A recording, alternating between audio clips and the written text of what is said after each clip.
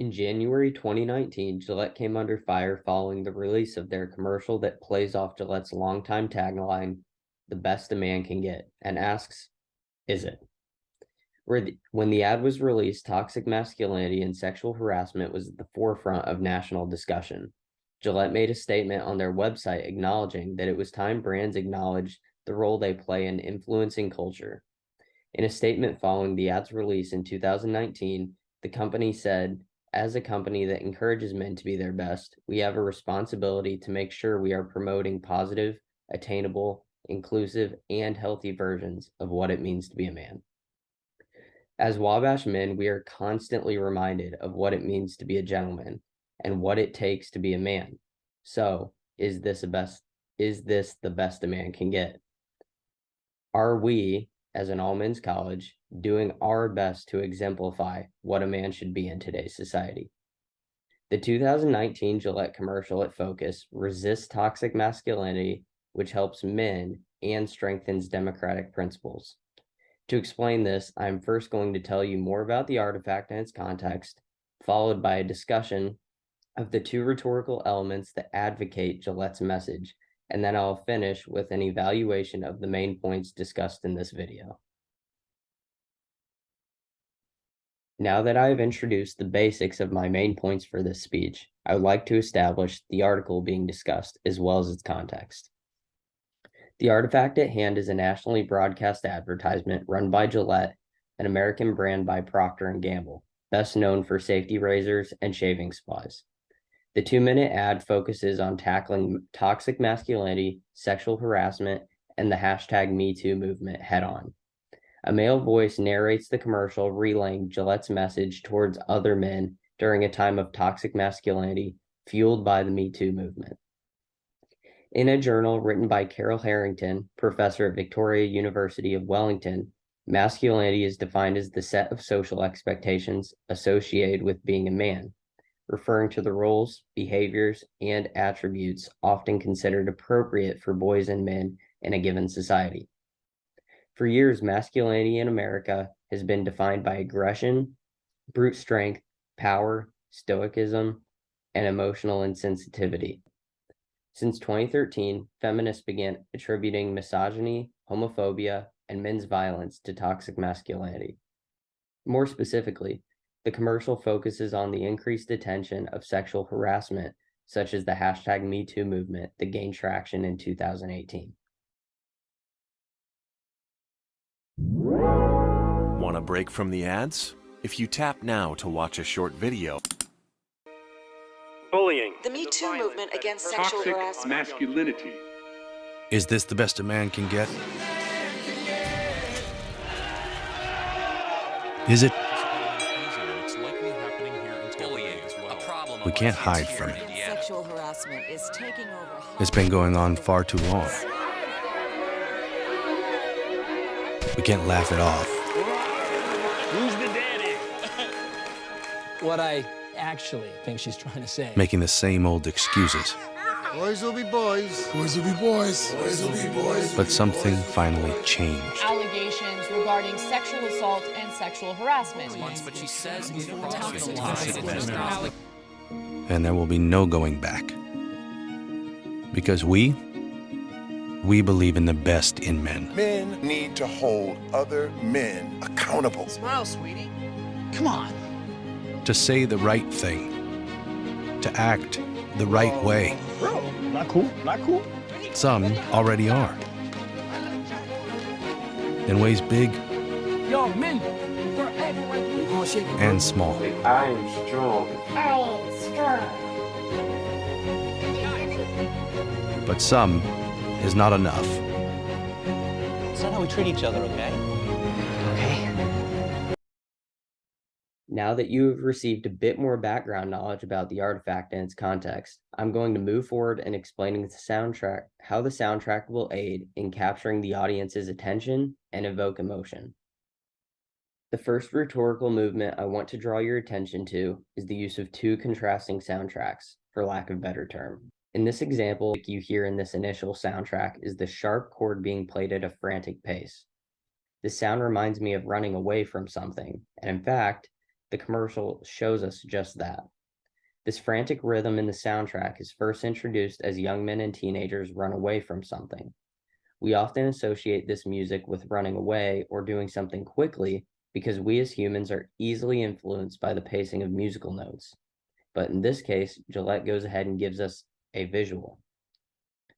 This frantic pace highlights the dreary past of being a stereotypical man in society, and it influences men to turn away from the actions associated with toxic masculinity.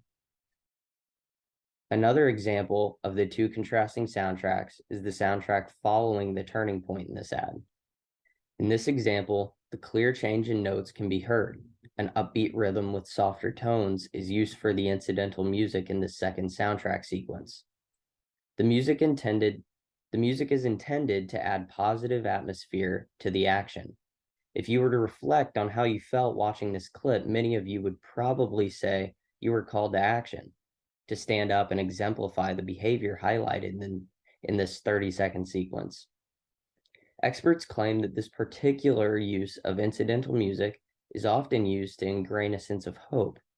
In this case, the Gillette ad is attempting to create hope for a better society and the elimination of toxic masculinity. Now that you have a sense of the two contrasting soundtracks, I'll now emphasize a second rhetorical element, the contrasting characters, that prompts self-reflection.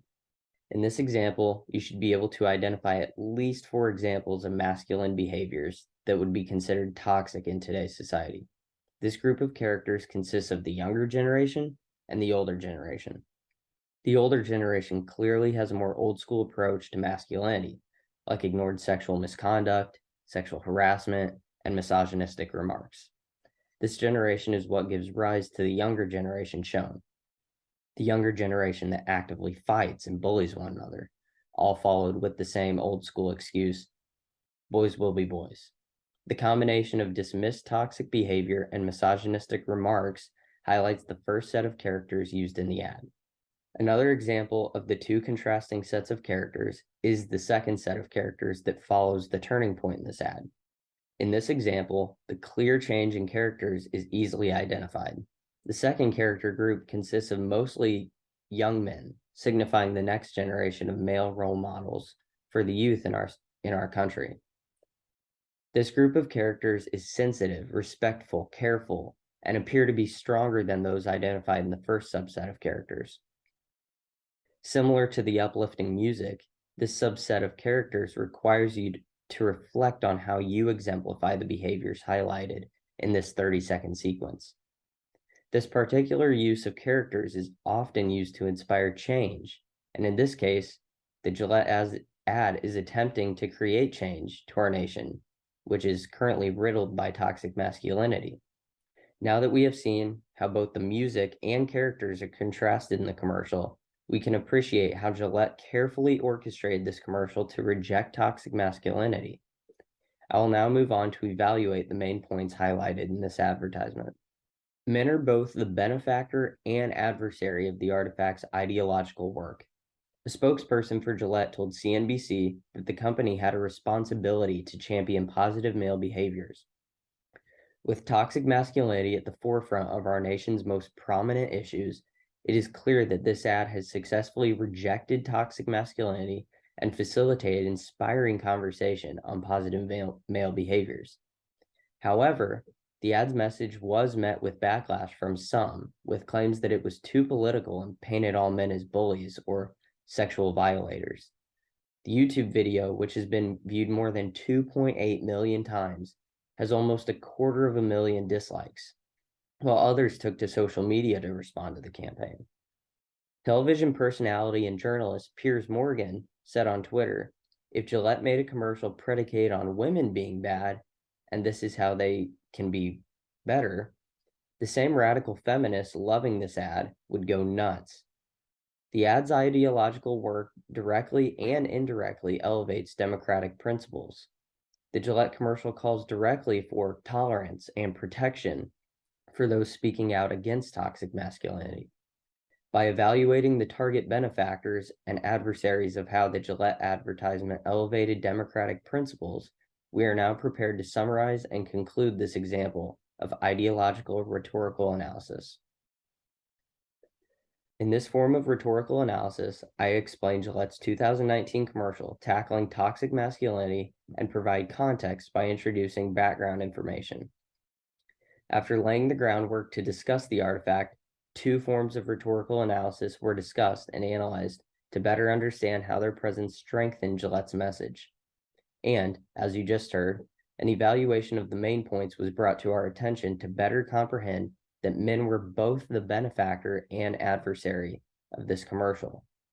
Wade Davis, a former NFL player who now speaks to men about their gender inequality and masculinity at companies like Google, Netflix, and the NFL, said there is no better message to help men confront the issues presented by toxic masculinity than other men.